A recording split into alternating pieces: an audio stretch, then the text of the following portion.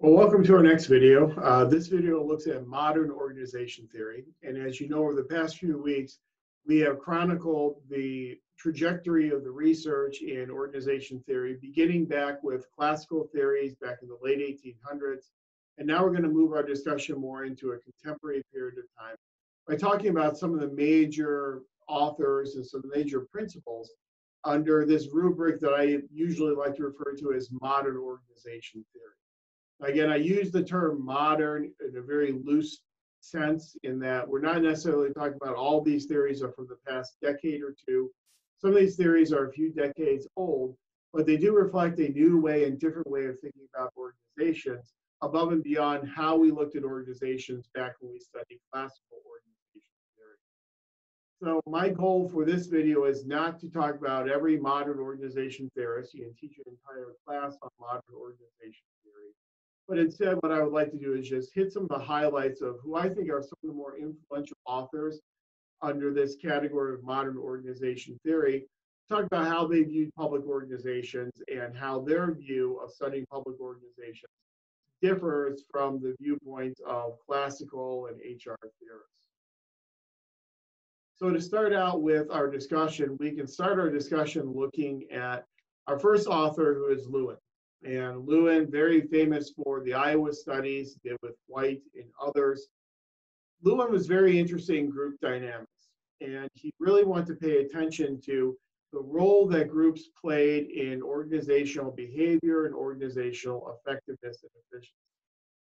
Lewin has a theory that is somewhat akin to the world of physics that I am a big fan of, and that's a theory of field theory. In field theory, Lewin argues that people are basically the products of the influences around them.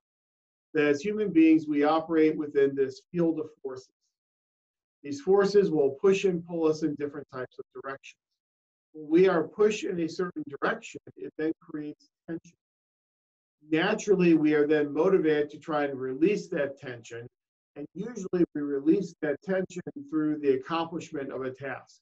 So if you have an unfinished task at work, you may feel tension to finish that task. That tension doesn't get released until you've accomplished the task. Very similar in my own personal life in terms of grading papers and grading assignments. I tend to, whenever I see an ungraded assignment, I want to go in and grade that assignment and get that assignment done. It releases that tension for me and allows me to then accomplish that motivator. So we are really influenced as individuals by the world around us and the forces within the field that surrounds us. Well, we know that one of the forces that pushes us in directions will be other individuals and groups in which we are associated. And so what Lewin and White and the other authors in the Iowa studies want to do is they want to try and find out if there was a more effective way of organizing groups so that you can make groups more effective and make these groups more amenable to the accomplishment of organizational goals. So kind of in the same sense as Mary Parker Follett, they hypothesized that a democratic type of group, a group that was led in a democratic fashion, would probably end up being more effective than an autocratic group that was led more in the vein of the classical organization theory. So what he and his co-authors did is they put together this series of studies at the University of Iowa called the Iowa Studies, in which they compared autocratic versus democratic leadership. And so what they started out trying to do is they just wanted to create a binary situation. They wanted to create an autocratic group situation and a democratic group situation. They would then have those groups led in either an autocratic manner or a democratic manner, and then they would measure the productivity and the satisfaction levels of individuals within each of those respective groups. So the autocratic group, the leader of the group would lead in very much the same way as you would in a classic organization. Very top-down and very centralized in leadership style. The democratic group, it would be obviously a much more participation, led more like a democratic organization like a Mary Parker Follett. So it created these two different types of groups. What they found is that the Democratic students in the Democratic group tended to work as a group even when the leader left the room. So even in the absence of the leader, when the leader would leave the room, those students would still work and would still work effectively. They were on task. They were coming up with creative solutions. They were able to function without being told what to do. The autocratic leadership group, once the leader left the room, things fell apart. People didn't do their work. They didn't get things done. But what they also found, which was even more telling, was that the students in the autocratic group actually developed a great deal of resentment to their autocratic leaders, in that the autocratic leaders were not allowing the students any type of self-governance, any type of self-determination, and they were actually blocking the students' path to goal attainment. Whenever anyone's path to goal attainment is being blocked, that then causes this resentment, and it actually, they had some physical altercations that occurred between students and the group leaders in the autocratic groups. They ended up actually having a third group as well, kind of by, not really kind of, but really by accident, in that they tried to set up these autocratic groups, these democratic groups. When in one of the democratic groups, the democratic leader took democratic leadership a little bit too far and was completely hands-off, really had very little to nothing to do with what the students were doing, no direction whatsoever being given. And it actually created a third type of group called a laissez-faire group, where the leader was just kind of throw his or her hands up in the air and just not even try anymore. Well, clearly the laissez-faire group was also a disaster. So what they found is, of those three groups, the autocratic, democratic, and laissez-faire, it really was the democratic group that tended to be much more effective and much more productive. That then led to the development of this theory known as participative management. So Lewin and White kind of set the groundwork, and then Rensis Leiker, a student of Lewin, came in and distilled all this into a school of thought known as participative management. There are four types of management systems that you can have. There are the exploitive authoritative management system, the benevolent authoritative system, the consultative system, and the participatory system. In the exploitive authoritative system, it's very top-down and it's very centralized, but like what was going on in the classical school, the leader was exploiting the workers in order to get contributions to then contribute to the goal of the organization. So in this type of a management style, you don't really care much at all about your employees and their wants, needs, and desires. You're merely using those employees as a tool to accomplish the goals of your organization. The second management system is the benevolent authoritative system. The benevolent authoritative system is still top-down. It is still very centralized, but there is some benevolence in that the leader does actually care about the employees, cares for their welfare, but is still not really involving them in self-determination or in making decisions in terms of what to do and how to do those jobs. The third approach, consultative, is a little bit better in that you actually consult with the employees. You allow them to participate somewhat in the decision-making process, in that you're basically saying, this is what we're going to do, what do you think? But then you don't really take their thoughts into account. You still go ahead and do what you're going to do anyway. So the consultation is there, for the most part, to make employees feel better, to make them feel included, but their contributions really are not then incorporated into the final decision that's being made. Then the fourth approach is a participatory or participative approach. In the participative approach, this is where people actually do participate in decision making. This is where their thoughts are considered, their opinions are considered, and their opinions are then taken and interwoven into the final solution to the problem.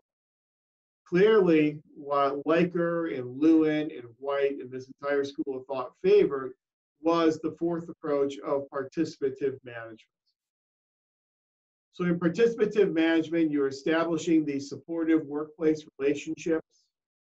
You are really favoring group decision-making, allowing groups to participate in their own self-determination. On your 4 different models of organizational effectiveness, human relations, internal process, and rational goal theories. So you see all three of those four embodied within participative management. In terms of the mechanisms for coordination and control, the Mintzberg mechanisms, it's a lot of mutual adjustment. Because again, people are participating, people are allowed to express their opinions without fear of any type of retaliation or any type of punitive measures. In terms of methods for motivating employees, a lot of considerate leadership, obviously, a lot of job identification, a lot of group acceptance. And so you see a lot of HR elements and some fallout elements involved in participative management. Now, clearly, participative management is easier said than done in certain types of organizations. The flatter your hierarchical system, the more likely you'll be able to engage in participative management. The more likely that you have cross-functional teams and cross-functional training, the more likely you'll be able to engage in participative management.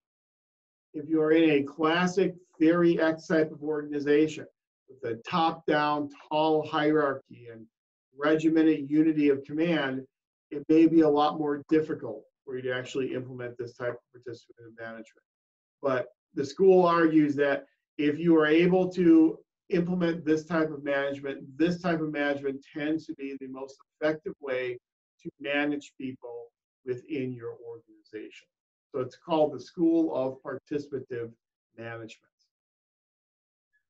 Our next quote unquote modern theory is the theory of quality management. And we put this within this title of quality management, knowing full well that there are many different theorists, many different authors who contributed to the School of Quality Management.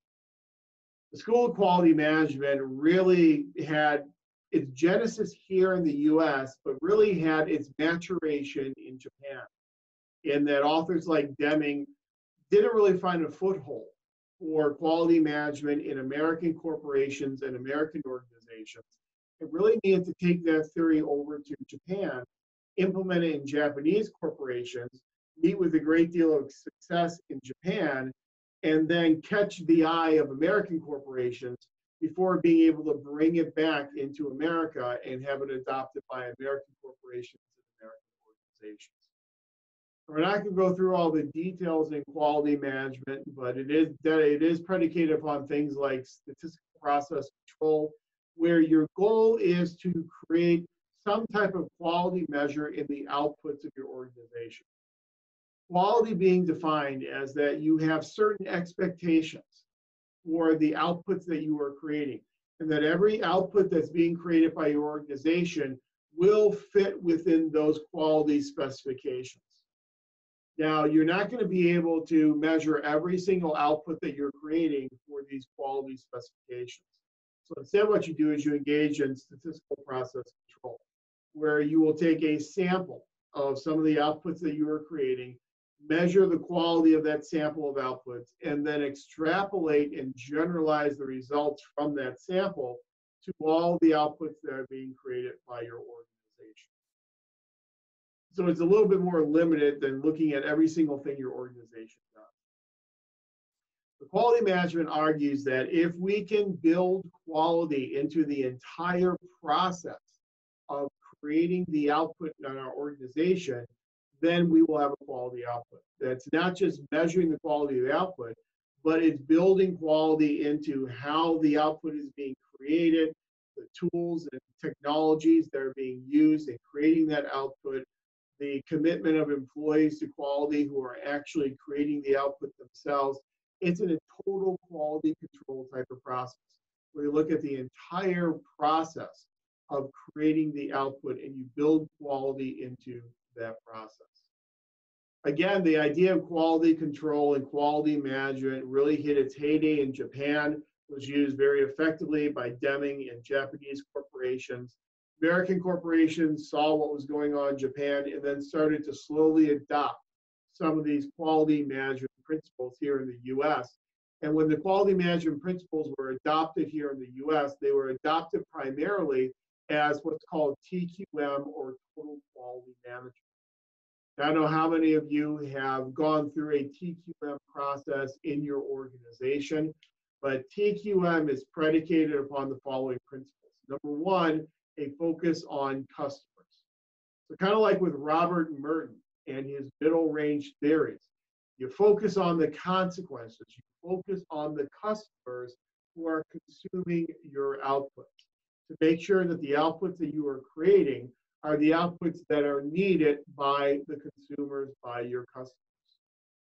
You have total employee involvement. So one of the things we saw a lot of in total quality management was the creation of these things called quality circles. So you create a quality circle made up of all the individual employees who were involved in creating the product and creating the output. And all those people would then become your quality circle. The quality circle would then work on ways to create a more quality output, a higher quality output. But everyone who is involved in the production process was then included in this quality circle. So total employee involvement. A process-centered type of production process. So you really focus on the process of creating the product itself, and you build quality into that process. Integration, where you integrate the functions of everyone in this quality circle. So everyone knows how their job and what they're doing then relates to the person in the quality circle with them.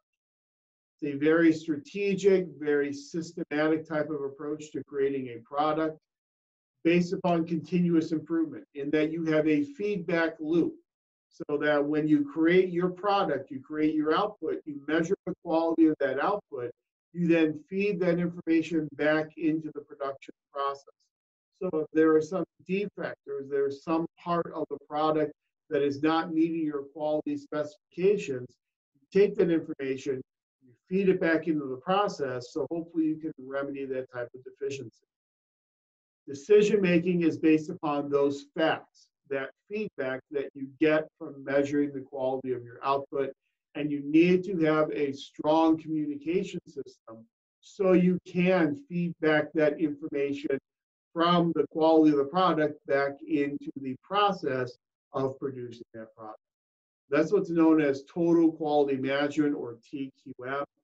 TQM really hit its heyday in the 1980s, and the 1990s, and in the 2000s here in the US, in the private sector, and then also found its way into the public sector as well. Juran is another author within this school of quality management who also argues for this total quality process. You need to build quality into the planning of what you are creating and how you're going to create it. You need to build quality into how you control your production process, and you need to build quality into your continuous improvement of taking this information, feeding it back in, and enhancing the quality of your production process. So it all sounds very logical. It all makes a good deal of sense to us, at least sitting in a classroom. We know that in the public sector, it is much more difficult to engage in quality management than it might be in our private sector counterparts. Some of the obstacles that we in the public sector have faced in implementing quality management are things such as structural fragmentation. We know that the public sector is very fragmented. We know that organizations are accountable to and reliant upon other organizations. We know within our organizations, we have a lot of fragmentation in the structure within our organizations. The more fragmentation you have, the more difficult it is to get everyone on the same page in terms of your operational definitions and indicators of what really does constitute quality. Quality management in the private sector was predicated upon incentives, oftentimes extrinsic types of rewards like compensation. We know in the public sector, we are very limited in our ability to use those types of incentives. In the public sector, we also have a great deal of turnover in leadership. The more turnover you have in leadership, the less likely it is for you to have a consistent focus on quality. We have legal and statutory barriers here in the public sector that you don't see in the private sector. So even if there is a strategy that would make sense from a quality perspective, it may not be permissible from a legal or statutory perspective. there's a lot of resistance in the public sector to giving up power. Quality management requires delegation, where you are delegating decision-making responsibilities to quality circles, to those who are actually on the ground involved in the production of the output. The public sector, because leaders are very limited in the power that they have, they're very reticent and very hesitant to try and give up that power. Lack of resources, building quality into the process will be a resource-intensive process. If you actually identify a defect in the production process, remedying that defect may require additional training and development on the part of your employees. May require the purchasing of new machinery or new technology. You may not have the resources to do that. The conflicting goals in the public sector also make building quality into the process extremely difficult. And perhaps most importantly, there's a lack of performance measures in the public sector.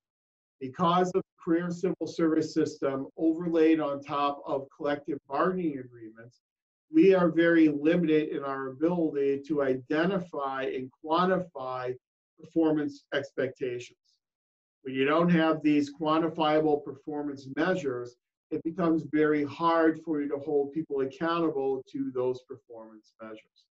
So many of the same differences we've talked about in this class before between public and private sector, many of those same differences are also obstacles that have made the adoption of quality management in the public sector somewhat problematic. If you look at the reforms in the public sector at the federal, state, and local levels in the 80s, 90s, and 2000s, you saw a lot of this quality management type of focus, a lot of TQM come into play. And we also saw then a lot of frustration among public employees with the implementation of things like TQM. But TQM, quality management, is another one of these more modern theories that we have used in order to try and reform our public organizations. Now, the quality management in terms of your models of organizational effectiveness, it really is going to depend. It's going to depend upon your organization. So at some points in time, quality management will really focus more on the rational goal model. If you need to train your employees, if you're going to be focusing on the human relations model, if you're feeding the information back into the process, you're going to be focusing on the internal process model. If you are focusing on what your consumers, what your customers need, which is a major element of quality management, then you're obviously going to be more in the open systems model. So it really favors all four of those models of organizational effectiveness. There is mutual adjustment in terms of the focus on quality circles and involving people in decision-making processes, and so you've got a lot of mutual adjustment there. And you got a whole lot of standardization, because after all, once you identify how to build quality into the process, you then standardize those methods throughout the entire production process moving forward. In terms of your methods for motivation, obviously considerate leadership, group acceptance, a lot of instrumental rewards, and hopefully some goal congruence as well. So quality management, a very big movement, again, a few decades ago in the public sector, but really met with some obstacles just because of the inherent differences between public organizations versus their private sector counterparts. Our next modern theory is what's called organizational culture. And as I probably indicated in some previous videos, this is one of my favorite theories in the world of organization theory. I like organization culture a lot because it really does highlight that it depends answer that I'm so fond of, in that it views every organization as having its own unique culture. So when we think about a culture, we're usually talking about expectations and norms and assumptions and values that members of that culture tend to share. So just like societies have their own unique cultures, organizations develop their own unique cultures as well.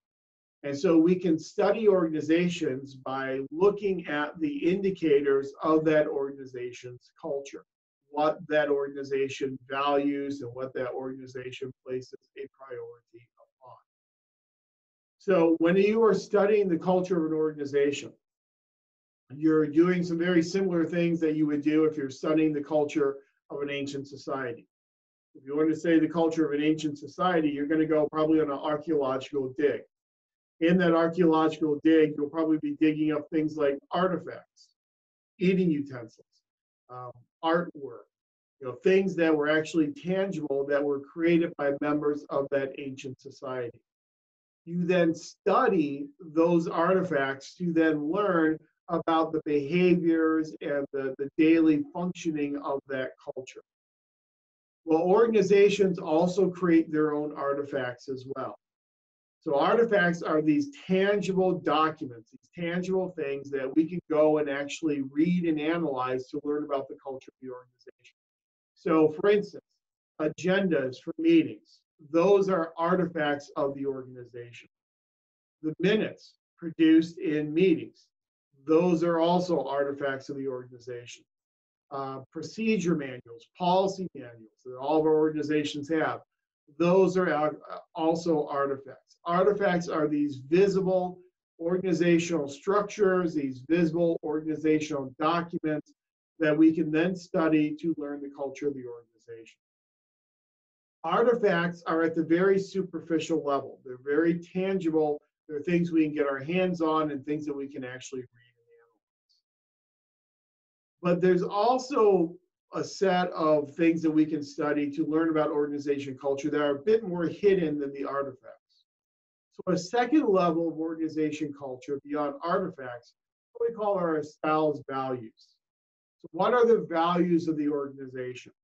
Well, we can get the mission statement of the organization. We can get the strategic plan and look at the goals and the objectives and the activities, the activity plans that will help us achieve our goals and objectives. All those espoused values of the organization also give us some insight into that organization's culture. They might not be something that's produced on a daily basis like what you have with artifacts, but they are still there, and they are still there in relatively tangible types of things that we can analyze and we can consider. At the most hidden level of organization culture is what's called basic assumptions. Basic assumptions are shared beliefs. These are beliefs that we as members of the organization all hold dear. We all believe in these types of values, but we are really not going out there and talking about them a lot on a daily basis. So we may all believe that we need to treat people in a collegial and fair manner. Well, we all believe that. We don't go out there and talk about it a lot, but it really does guide our behavior and helps to guide the way in which we interact with other people in the organization. So when you want to say the culture of the organization, you've got to dig down through these levels. The artifacts at the very top superficial level, dig a little bit deeper then into the espoused values of the organization, and then you can dig even deeper and get into those basic assumptions that are much more difficult to see because people don't express them and don't talk about them on a daily basis. Culture is something that can organically develop within an organization. But culture is also something that can be implemented and can be embedded into the organization by a leader. And Tompkins, I think, does a really nice job of distilling some of the theories of Sheen on organization culture and laying out for us some specific strategies that a leader can use to embed culture within their organizations. And what Sheen does for us is divides those embedding mechanisms up into what he calls primary versus secondary embedding mechanisms. So some of the primary embedding mechanisms that he talks about, things such as looking at what leaders pay attention to. So when a leader pays attention to some type of behavior, that signals to employees that this is something that is valued in the organization. How leaders respond to critical incidents also can embed culture into the organization. COVID-19 example is a perfect example. How organizational leaders respond to that. Do they respond in a very top-down way in which they are just giving out edicts and giving out orders, or are they involving members of the organization in determining how the organization is going to respond to the situation? The observed criteria upon which rewards are being given out, the criteria on which people are getting penalized as well on the opposite side of the spectrum, that also can be a good primary signaling technique and embedding technique. Role modeling, teaching, coaching, all those are just examples of primary ways in which leaders can embed a new or different culture into the organization. Then there are secondary embedding mechanisms that aren't as proactive. Things such as the organization's design and structure, the organization's systems and processes and procedures, rites and rituals within the organization, the design of physical space. This is a fascinating one to me, that the way in which you design the physical space in your organization can embed culture within that organization. So if you have your offices all set up in cubicles where everyone is separated from everyone else, that suggests a certain culture of independence and not a whole lot of collaboration. Design your office space in a much more open floor plan, then you're going to design more of a collaborative type of approach into your organization culture. There's a huge body of literature, very interesting body of literature, especially in the field of urban studies, that looks at how people respond to the physical spaces that they occupy. And there's a great case study of this very famous public housing project, Pruitt-Igoe. And Pruitt-Igoe was a horribly designed building, housing structure that really imposed a lot of burdens on its citizens, on its residents. To save money in Pruitt-Igoe, they did have elevators, but the elevators did not stop on every floor. They would stop on every other floor to save time and to save money, so you didn't have to have more elevators. Well, you can imagine what impact that had if your elevator only stops on even number floors and you lived on an odd number floor. If you lived on the 11th floor, you have to take the elevator to the 10th floor and then walk up the stairs, or take you up to the 12th floor and walk down the stairs.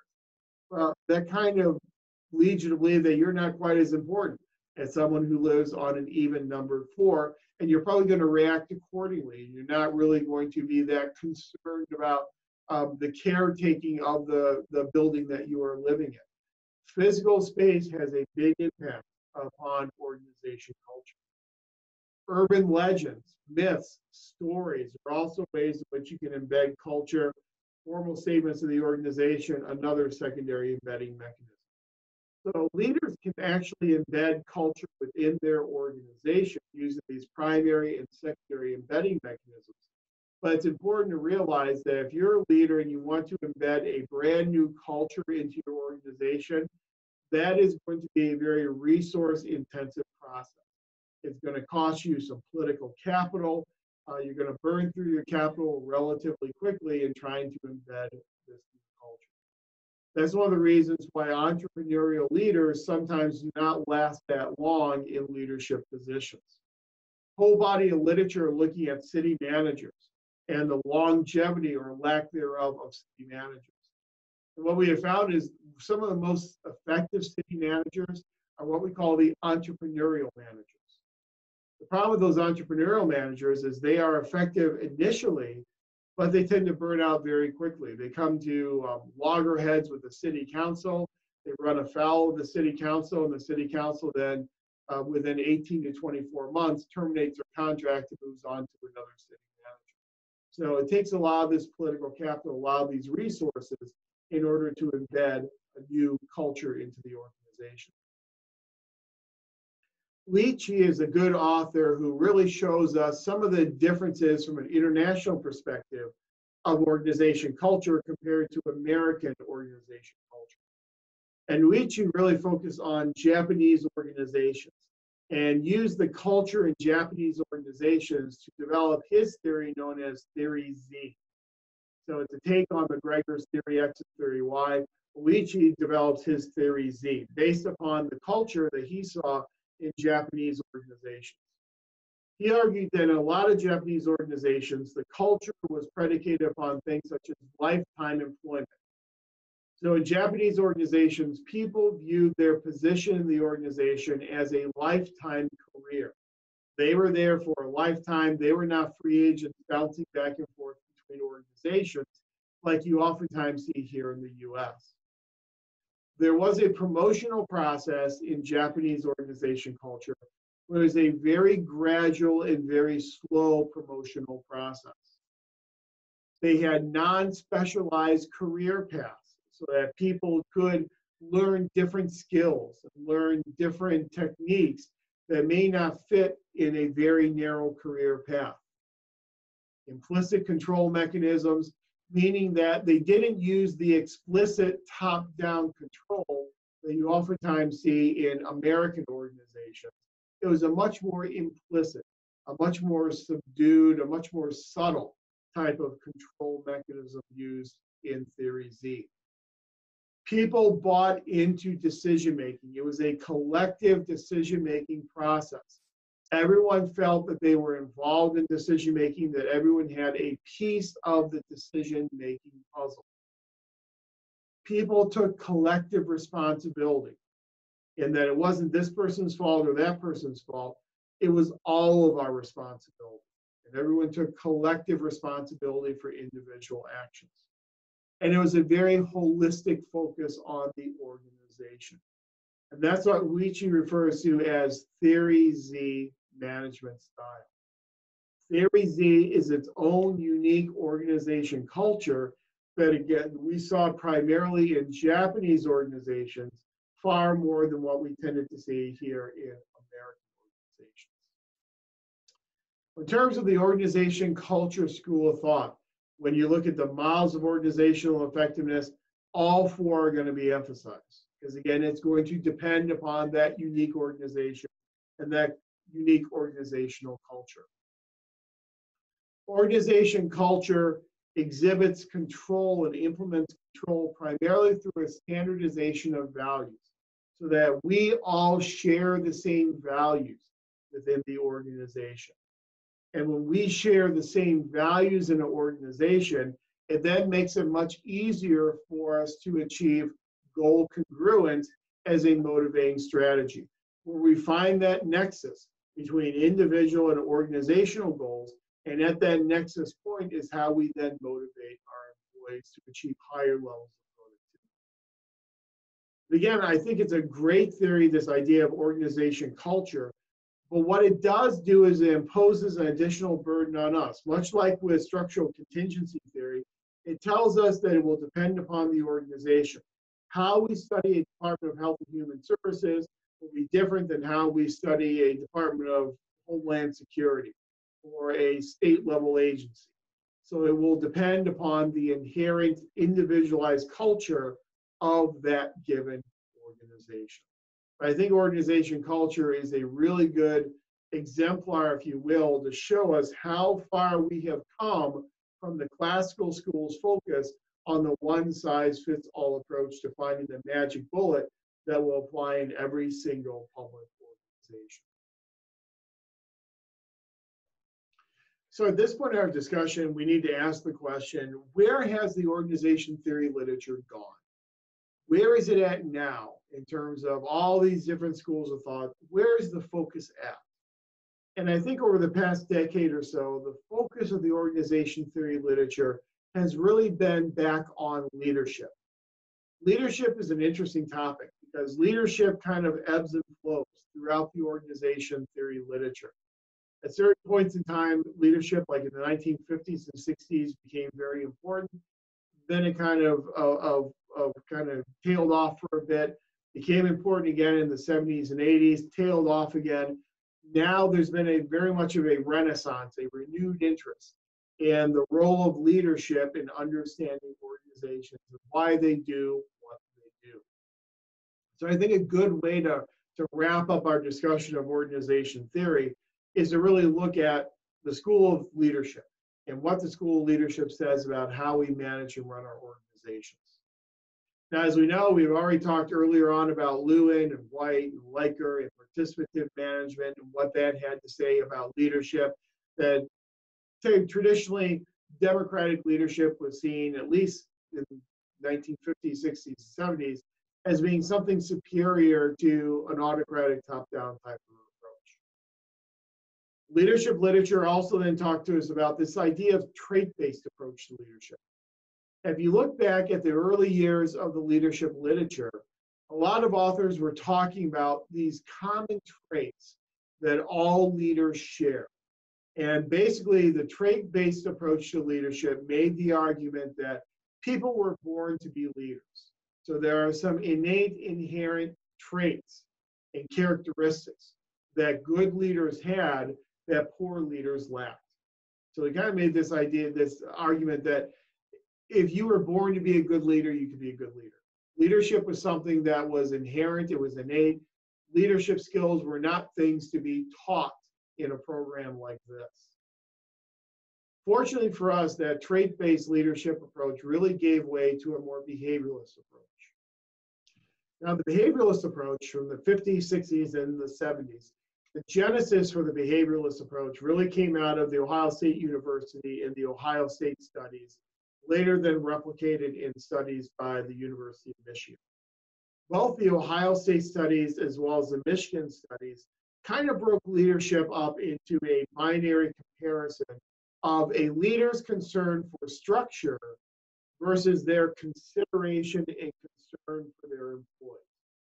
So in the Ohio State studies, their behavioral studies, they distinguished between leaders who were very focused on the structure, basically on performance and productivity, versus leaders who were more concerned about their employees and more consideration for the wants, needs, and desires of their employees.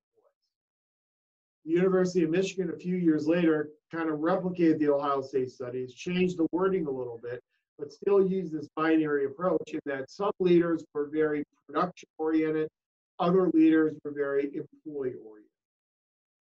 That behavioralist approach is something that has continued on through much of the development of the leadership literature.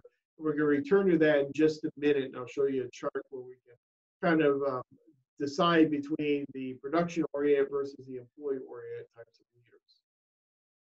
Another school of thought that grew up in the leadership literature was the charismatic leadership school. And we've talked about this before. We talked about this way back when we talked about Max Weber. Charismatic leadership, leading by personality. Some people just have a personality that other people will follow.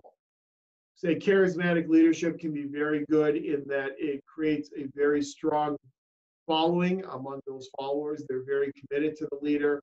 But we also know that it's a very temporary, transient type of leadership in that the power goes with the person rather than remaining with the office, the position. You can also have transactional leaders.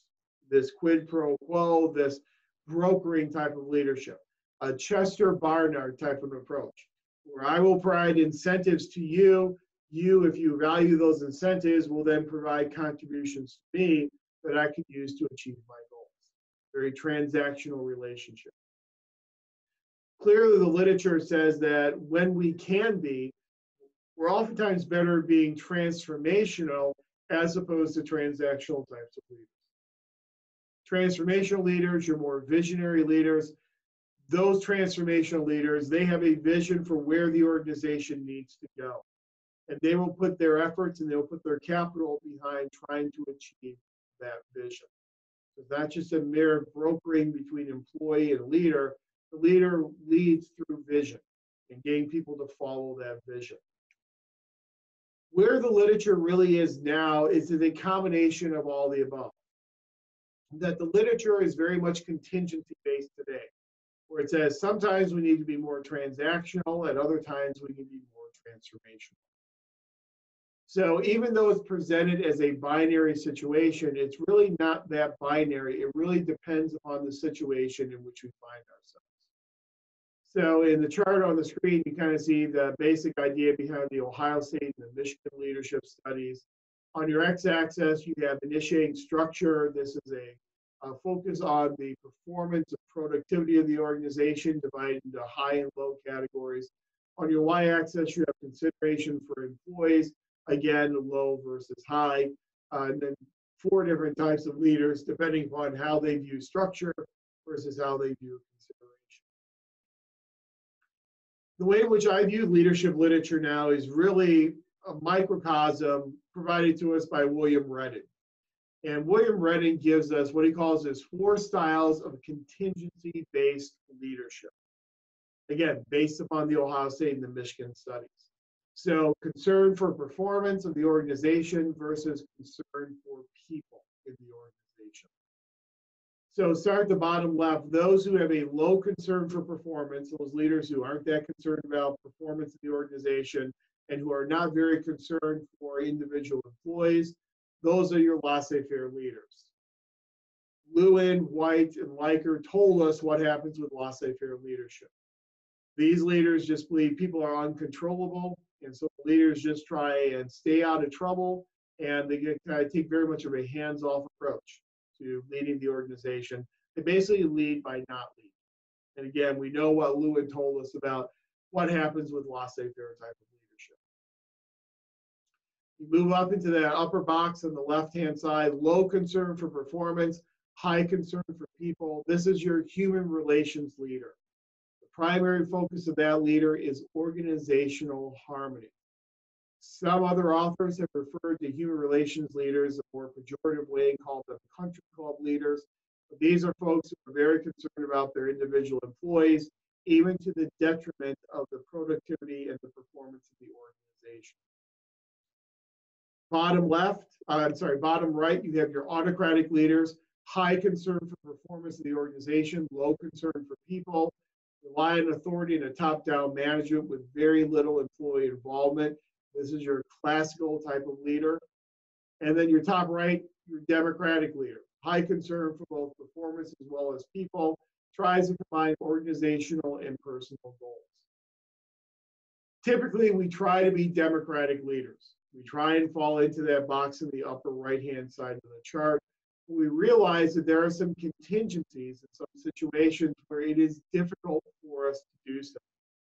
If your organization is facing a lot of time pressure and facing a lot of challenges from its external environment, you may not have the ability to be a democratic leader at all times.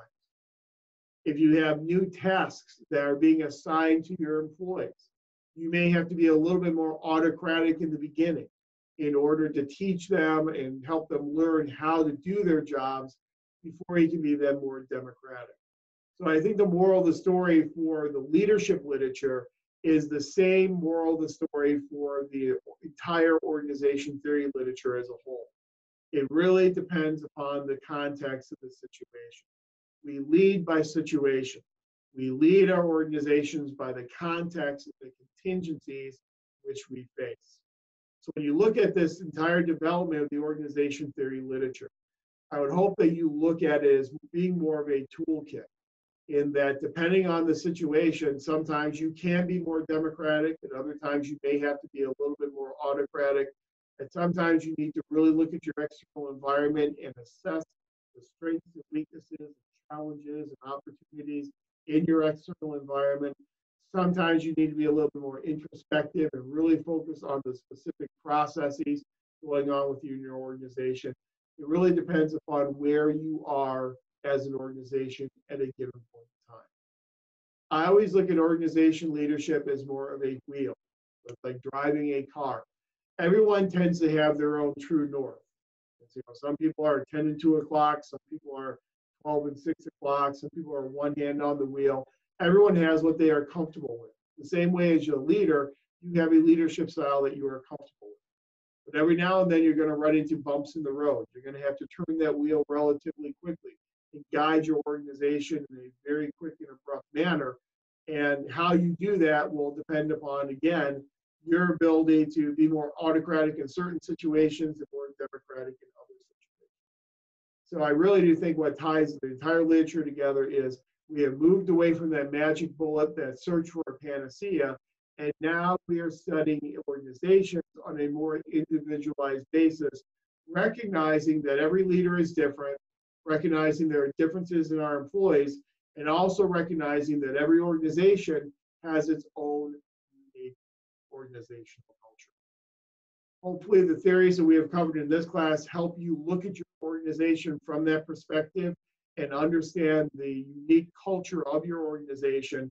And then hopefully by understanding the unique culture of your organization, you'll then be able to better manage and improve the processes within that organization.